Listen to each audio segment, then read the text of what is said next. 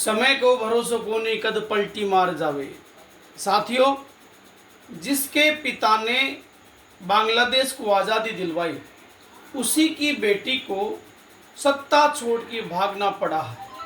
साथियों, मैं बात कर रहा हूँ बांग्लादेशी प्रधानमंत्री शेख हसीना की, जिसके पिता ने 1971 में 26 मार्च 1971 में शेख मुजीबुर रहमान ने बांग्लादेश को आज़ादी दिलवाई। आज़ादी दिलवाने वाले उस शख्स की बेटी शेख हसीना को 7 महीने पहले बहुमत से, प्रचंड बहुमत से मिली सत्ता को छोड़ के भागना पड़ा।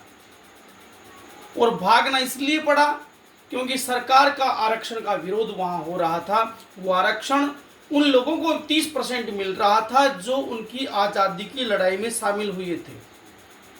साथियों, जब शेख हसीना को ये कहा गया कि आपके लिए खतरा है, आप बांग्लादेश छोड़ दीजिएगा, तो शेख हसीना ने वहाँ के डीजीपी से पूछा कि सेना क्या कर रही है। तो डीजीपी ने कहा, सेना हमारा साथ नहीं दे रही है। वह वही पाकिस्तान के कारनामे दोहरा रहे हैं।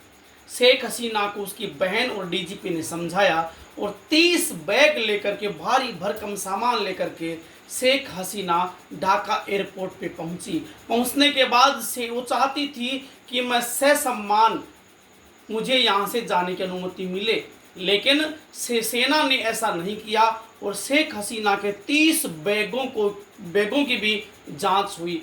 जांच होने के बाद शेख हसीना एक छोटे से शॉर्ट कॉल के ऊपर भारत पहुंची है।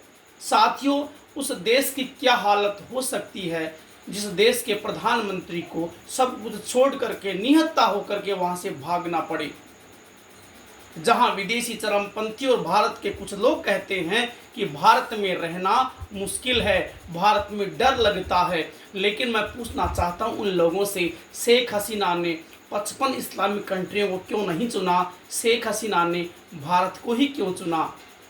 इसीलिए तो हमने कहते हैं, अयम निजम परोवेति गणनाम लघु चेतसाम उदार चरिता नाम तो वसुधैव कुटुंबकम।